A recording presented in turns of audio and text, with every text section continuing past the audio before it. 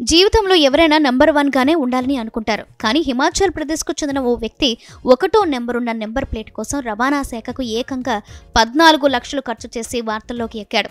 ₹1,00,000 విలువైన తన స్కూటీకి ఏకంగా 14 లక్షలు కట్టి నచ్చిన నెంబర్ను వేలంలో సొంతం చేసుకున్న ఇతగాడి వేలం వెర్రి ఇప్పుడు వైరల్ వార్తగా మారుతుంది. రూపాయలు ఖర్చు పెట్టి తాను కోరుకున్న లక్కీ నెంబర్ను చేసి ఒక ప్రత్యేకమైన నెంబర్ ప్లేట్ను కొనుగోలు చేసి అందరి దృష్టిని ఆకర్షించాడు. ఆన్లైన్ వేలంలో ఈ నెంబర్ను సొంతం చేసుకున్నాడు.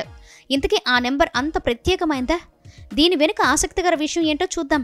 ముఖ్యంగా ఈ నెంబర్ను దక్కించుకోవడానికి ఇద్దరు మాత్రమే ప్రయత్నించగా మొదటి వ్యక్తి కంటే కేవలం 50,000 ఎక్కువకు పెట్టి సదరు వ్యక్తి దీన్ని దక్కించుకున్నాడు. హిమాచల్ ప్రదేశ్కు చెందిన సంజీవ్ కుమార్ అనే వ్యక్తి ₹1,00,000 పెట్టి స్కూటర్ను కొన్నాడు. అయితే తన స్కూటర్ నెంబర్ ప్లేటుపై VIP లక్కీ నెంబర్ 1 ఉండాలని ఫిక్స్ అయ్యాడు. దానికోసం రవాణా శాఖ వారిని సంప్రదించాడు.